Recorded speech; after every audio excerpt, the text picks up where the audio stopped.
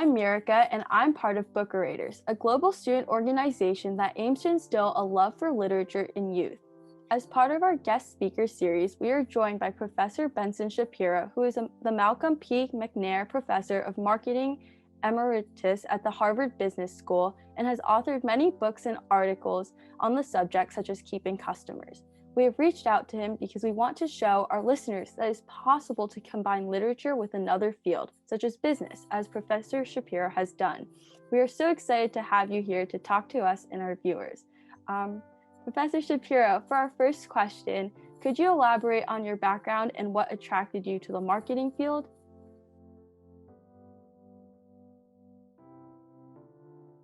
Sure. That's going to be a long story. Is that okay? Yeah, that's all right. Okay. I grew up in a working class town just north of Boston and went to a mediocre school system. We didn't have things like kindergarten, for example. But in high school, I had a great English teacher, both in my sophomore and in my senior years. And he gave us an assignment that most of my classmates hated, that I absolutely loved. It was to get the New York Times Sunday edition, and to find 5 things to write about. One had to be a cartoon. One was a World in Review article. And I got him to accept a business article among those 5 things. And I used to read much of the Times. And we had to turn in our assignment like on Thursday. So from Sunday to Thursday, that was all the homework, pretty much all the homework that I did in high school was that set of assignments. And I took it very, very seriously. And I had a great time. And I learned a lot by reading, and I learned even more by writing things. And this brilliant teacher named John Burns, who's dead now, just had a really big impact on me. And also my mother wanted to write short stories. And all of that, when I went to college, held me in very good stead because I majored in chemical engineering. I was going to have my own business, so I wanted an engineering degree and an MBA. And I chose the University of Michigan. And when I got there, they had an engineering magazine that was student written. So I wrote, probably 8 or 10 articles, and I loved it. I learned a lot because I could write the articles on things that I was interested in. And I had a lot of interest both within chemical engineering and beyond. And it was just great experience to learn how to write. And then when I got to the Harvard Business School, which I came right from college to my MBA experience, one of the courses that we had that was hated by almost everybody was something called written analysis of cases. And we would get a case study about 20, 25 pages on Friday, every other Friday afternoon. And then Saturday afternoon at 5 o'clock, a paper was due, and you had a very narrow word limit. And it was really hard to write a good paper. And they had readers. There were women, they were all women who had graduated from very good colleges, who had trained how to read and mark up our papers. And most of my classmates had extensive work experience, and they didn't want a young person marking up their papers. So it was a very unpopular course. But looking back, almost all of my classmates, and I think that it was maybe the most powerful course that we had. And then I went out and I worked for a few years in what is business to business marketing, essentially applying an understanding of customers, but generally in an organizational setting. So my chemical engineering background came in handy, and I worked for a few years and then decided that I really wanted to do something more intellectual. and I went back to Harvard, got my doctorate in 1970, and started teaching there. And as an academic, you do a lot of writing, and you write either for other academics, but I much more liked writing for practitioners. And we also teach using these descriptions of business situations that are case studies, and those have to be written as well. And so you go out almost like a reporter to write about a situation that has some decisions in it. And you try to capture exactly what's in the minds of the women and men who are managing the company. And you have exhibits in there that might be financial or pictures of products or market research reports. So I've written a lot of case studies and supervised a lot of research associates who have written them. And then I've written articles on things like how to run a sales force, how to price products, how to plan a product line, how to keep customers, and how to do business and marketing strategy. And I've done a lot of writing and clearly a lot of reading because you have to keep up with what other people are writing at the same time.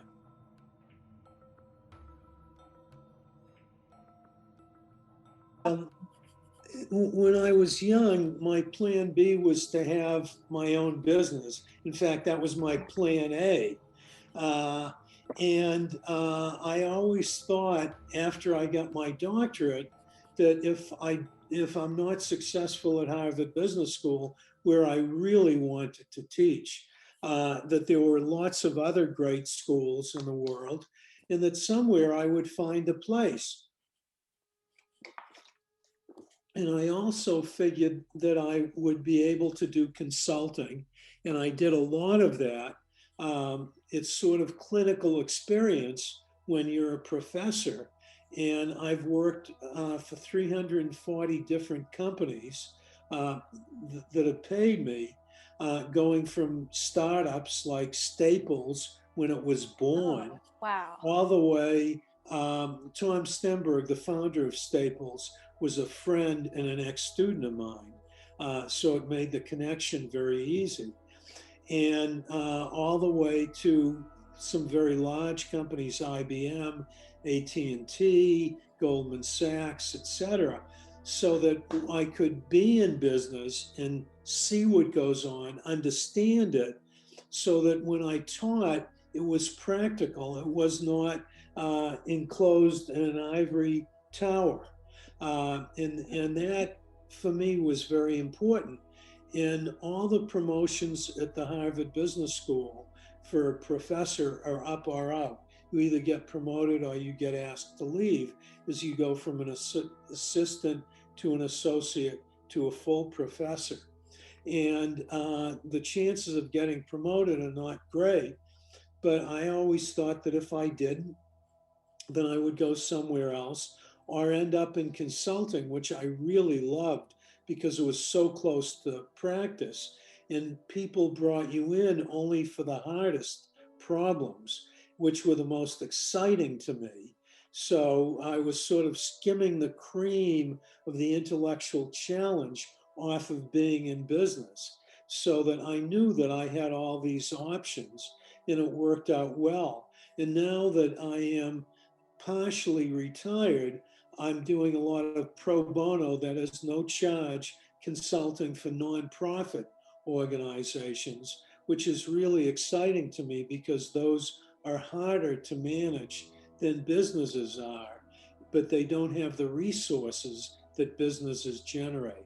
So it's a really interesting kind of an issue. And I love that kind of work and have fun, a lot of fun doing it.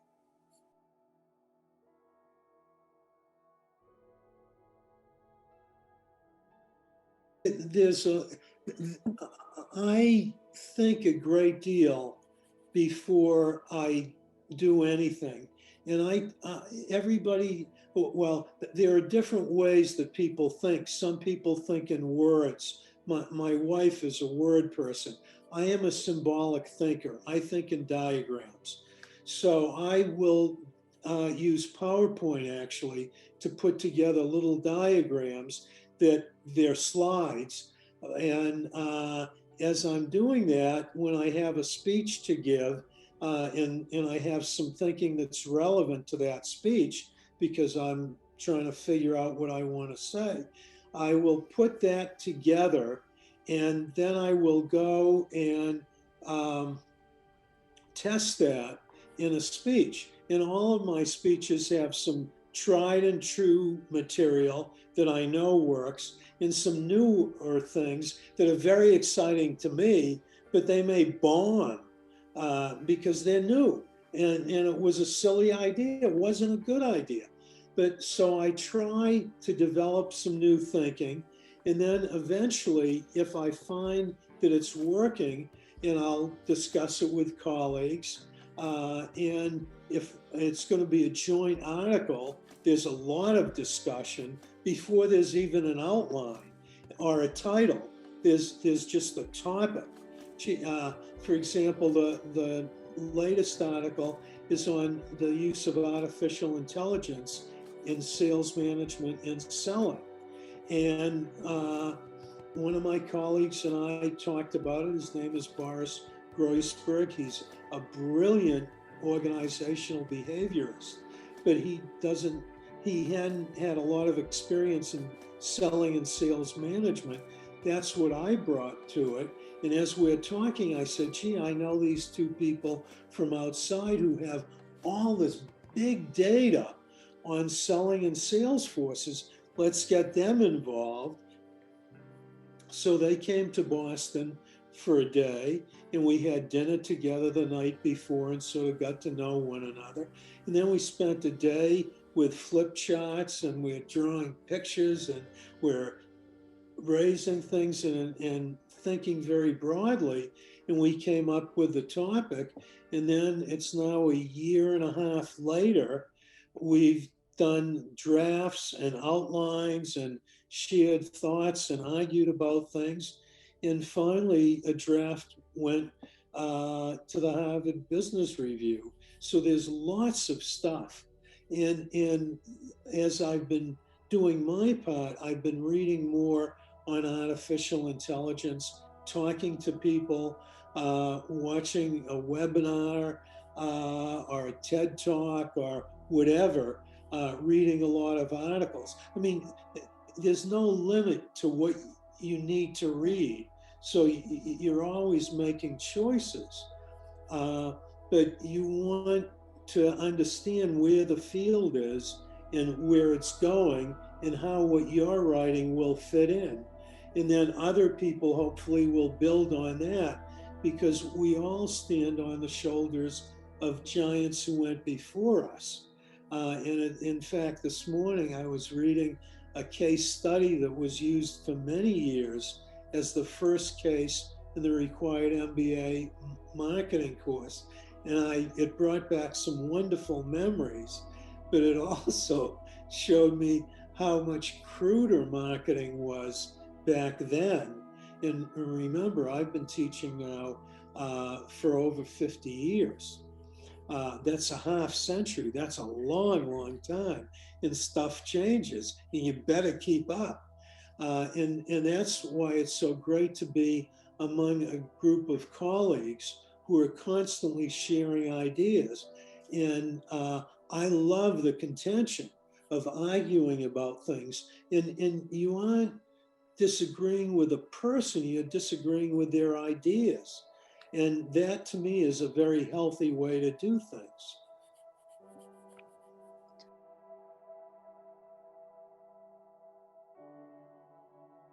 Wow. One of the great books that I just read was The Warmth of Other Suns.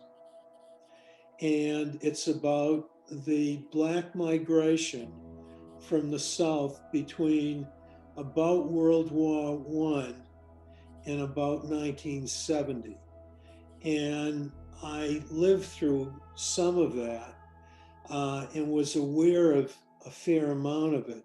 But it is a beautifully written, moving book that helps you understand lots and lots of things. That is a great book to read. Uh, there are a lot of good ones, but of the books that I've read recently, I think that one would be very interesting, particularly for people who are not Black and who don't understand what went on both in the South and in the North.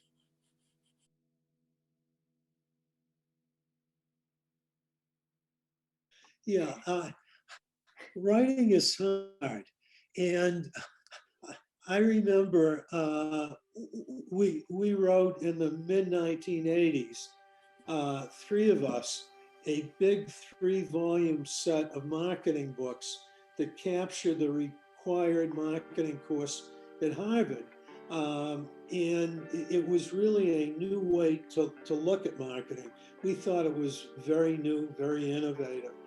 And I remember I was writing the last case study, and we had a branch then in Vevey, Switzerland, and my office looked out on the French Alps, and if I turned my head the other way, I looked at the Swiss Alps. And this is one of the most beautiful parts of the world, and it's a gorgeous day, beautiful weather, and I'm sitting there writing. I was not a really happy camper, but I knew that the end was very close. I mean, this is the culmination of 3 or 4 years' work. And there's a lot of people that have put blood, sweat, and tears into this book. In fact, it had a crimson color cover to show that we had put our blood into it, literally. And you just have to say that this is what's going to happen. And you may want to take a break, you go for a walk, but then you sit down and you re-energize yourself one way or another. And the trick is to never let it get to you too much. One of the things that you have to do as an author, and I would argue as a person with responsibility, any kind of responsibility, you as co-CEO of the organization have a lot sitting on your shoulders, and you've got to figure out a way to manage that stress and to do whatever you do. Maybe you run, maybe you row, maybe you walk by the lake, but you've got to keep yourself healthy mentally, physically, and emotionally. And if you, for example, don't get enough sleep, you're going to become depressed, and then you'll find it hard to sleep. So you've got to have a very mature way of thinking about managing your own emotion so that you stay on the task, but so that you don't overdo it.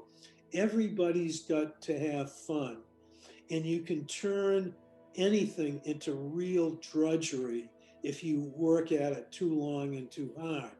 So one of the tricks is to never make a commitment that you don't know you can make. I think it's very important to always under promise and over deliver. And I do that when I say to somebody, I will meet you in 3 weeks. I can't do it until then. That doesn't mean that I don't have that hour in my day somewhere to fit it in. It means that I'm not going to be ready until 3 weeks. And if I commit to writing something, I always leave myself some extra time. And if I think it'll take 3 weeks, I tell them I'll give it to you in 5 weeks. In fact, my very first book I gave to McGraw-Hill 3 months early.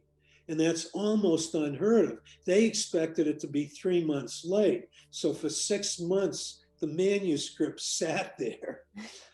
And I didn't understand enough about book publishing at the time. But if you don't ever overcommit, you protect yourself. Whereas if you give a lot of people commitments, you're not going to be able to keep up with them without driving yourself into the ground. And that's not a healthy thing. So you've got to protect yourself. You are the productive machine, and you need to do preventative maintenance. Big factories tend to shut down for 2 weeks a year so that they can fix everything and lubricate everything. That's a good idea for people. Vacations are good things. They make you more creative.